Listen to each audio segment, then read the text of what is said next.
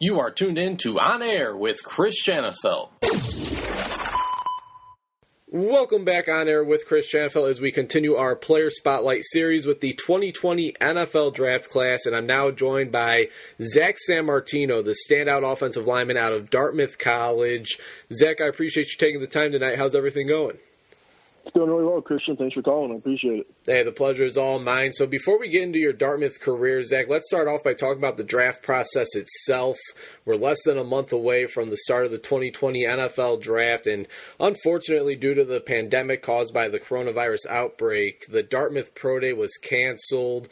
I've seen recently, though, on Twitter, you've been promoting some of the numbers that you've recorded as you were, of course, preparing and training for this Pro Day for the last 3, maybe even 4 months now.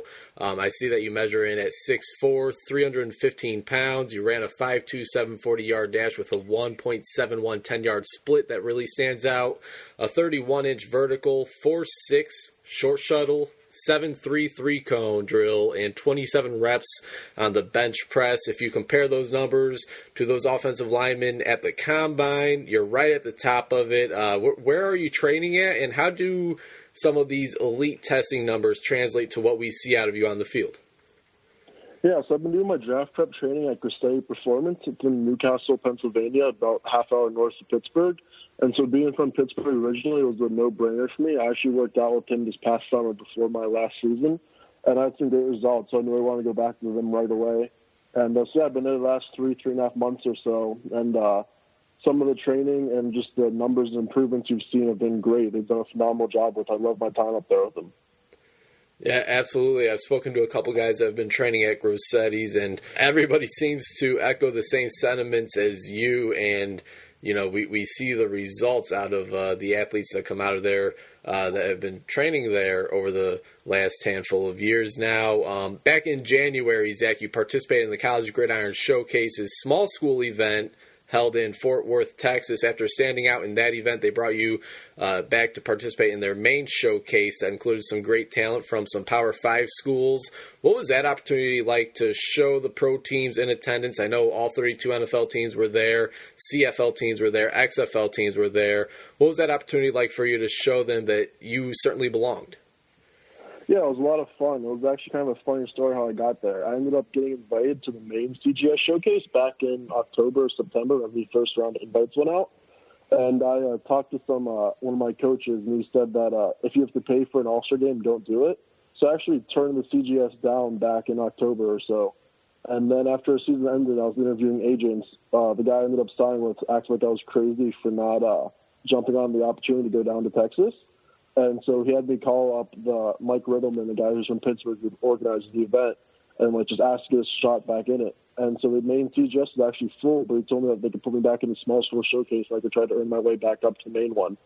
So with obviously jumped in that opportunity, just get me down there, just get me in front of some people just to see how it went.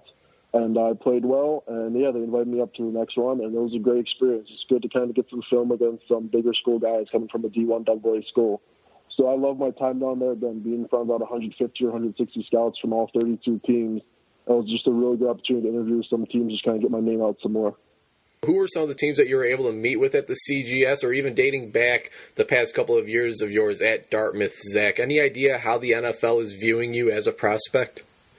Yeah, I've talked to about 8 teams so far through my draft prep process. It seems like the same kind of sentiment holds true right now. They seem to have me as a priority free agent, but with the good pro day numbers, teams are saying, and my agent also thinks that I could sneak it like a 5th, 6th, 7th round pick.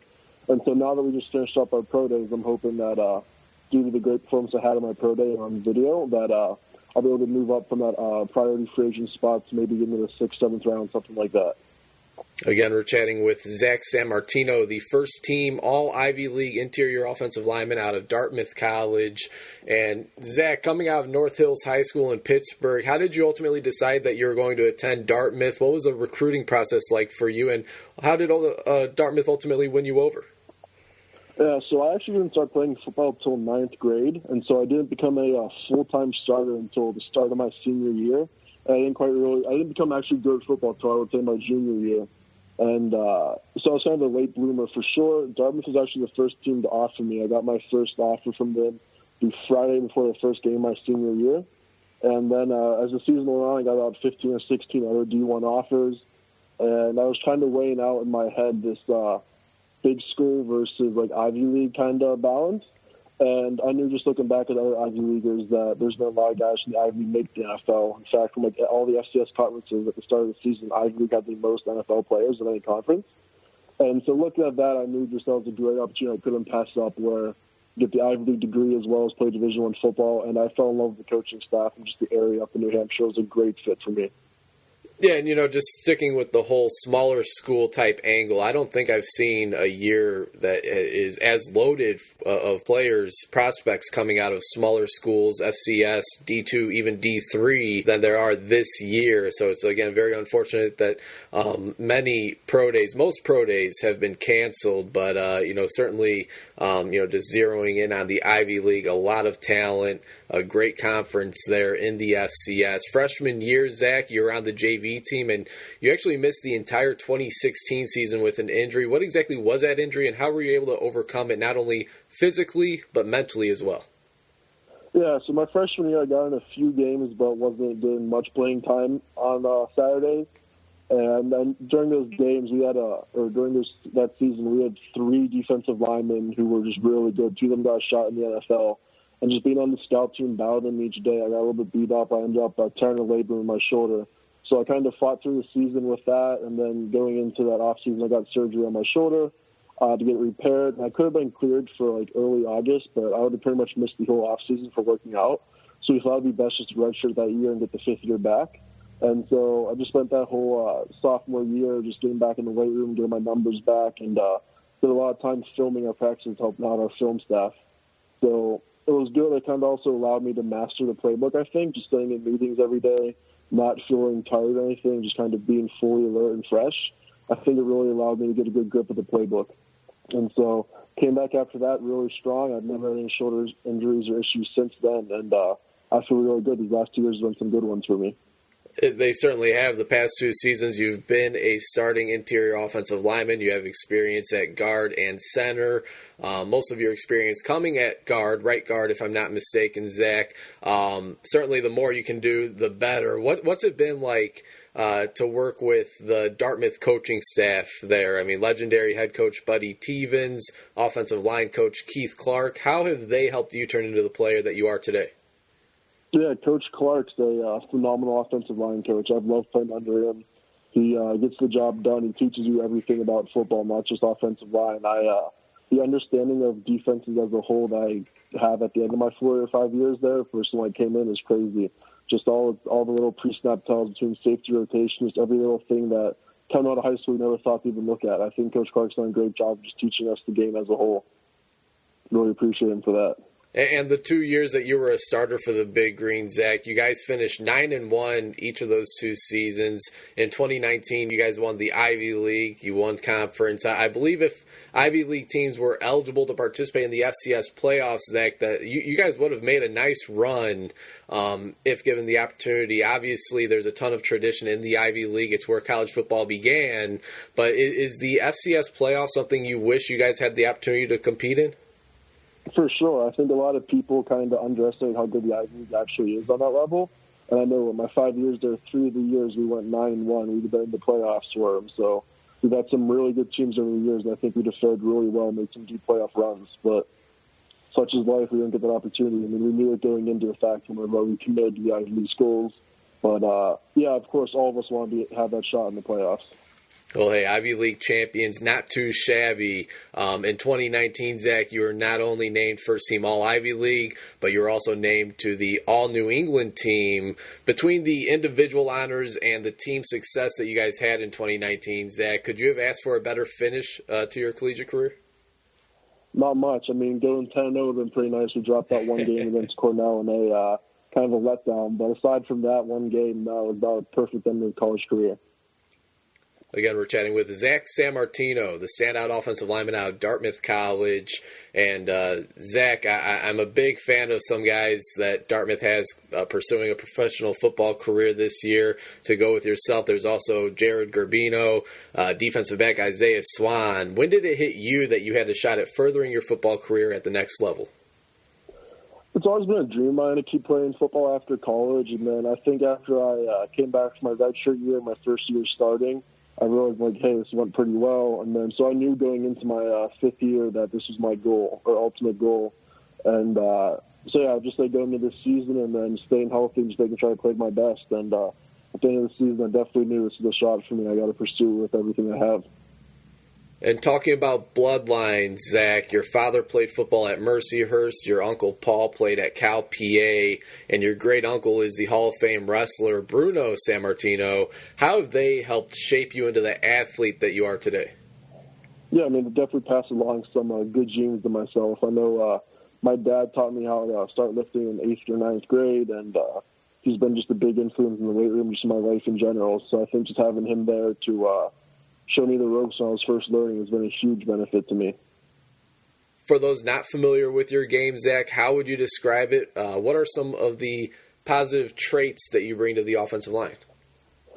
I think, especially my strong suit is definitely run blocking. I think on film you see I'm a mauler. I'm a really strong finisher. I think once I get my hands on guys and I'm locked in, it's pretty much game over. I have really good leg drive, and so my feet always keep moving through the blocks no matter what. I think as long as that continues to happen, you always have a chance in the block. Yeah, and I got to admit, I've probably watched your highlight film at least 4 or 5 times, 2 or 3 times just within the past 24 hours, Zach. And it's like Pancake City, I guess you could say. I mean, some of the blocks that you're putting on some of these defenders are absolutely nasty. Talk about the mindset you have to have just to play offensive lineman. And for you have not given up a single sack throughout your career there at Dartmouth. I mean, that's very impressive in itself. How have you been able to do that? Thank you. Yeah, I mean, so our team was a very heavy run team my whole time at Dartmouth. Coach Clark loved running the ball. He ran a lot of power, a lot of outside zone, counter. And so my true senior season, I think we ran the ball probably 75% of the time. And then this past season, we backed off a little bit, probably 60% of the time we still ran the ball. So I think just our strong run game really opened up our passing game, especially our deep game. And we actually had some very aggressive pass sets, too, really flat on the line just to kind of stop the guys at the tracks. And so that's actually something I've been kind of working on this past offseason heading to the NFL, just making sure I get some more depth and a good punch off a pass sets. You can't be an aggressive set all the time at that level. Right. No, you're absolutely right about that. How about best player that you've played against over the years, Zach? I mean, as I said, the talent level in some of these smaller schools or these FCS, even D2, D3 conferences, it seems like year after year it keeps getting better and better. Is there a player or two that stands out when you think of the best players that you've lined up against? Yeah, so for me, the best player I've gone against in my career was Brown's defensive tackle. His name was Michael Hoyt, number 93. My senior year, he was pretty strong, and then he got a lot better going into my fifth year this past season. So he was without doubt the most challenging defensive tackle I've had to play. But he's a great player. It was a lot of fun going up against him. Yeah, and I think he's actually expected to go number 1 overall in the CFL draft. We'll see if he pursues or gets any opportunities in the NFL, see if he pursues that as well. But certainly the Brown defensive end, a great player, no doubt about it. A couple more questions for you, Zach, then I'll let you go. Really do appreciate your time. Obviously, playing a sport at the college level is one thing. Having to balance it with an Ivy League education is another. I see you're majoring in religion. Talk about the challenges of balancing school and football. And once your playing days are over, what will you be looking to do next? Yeah, so that was one of my concerns going to an Ivy League school, was just figuring out to balance that workload. But, I think once you kind of get here and you kind of start on your rhythm, and we have a mandatory study table during the season and everything, I think once you get into your rhythm, it's really not that different from many other schools where typical schedule, a couple hours of homework at the end of the night. But it wasn't as challenging as I expected it to be. I think I was a lot more worried about it than I should have been. And so I think all people have this misconception of what the Ivy League students are, and we're just regular guys who want to play college football. And so yeah, it wasn't as challenging as I was expecting it to be. And final question, let's say we have all 32 NFL general managers. They're listening to this very interview. Why should they want the standout interior offensive lineman, Zach Sammartino, a part of their team?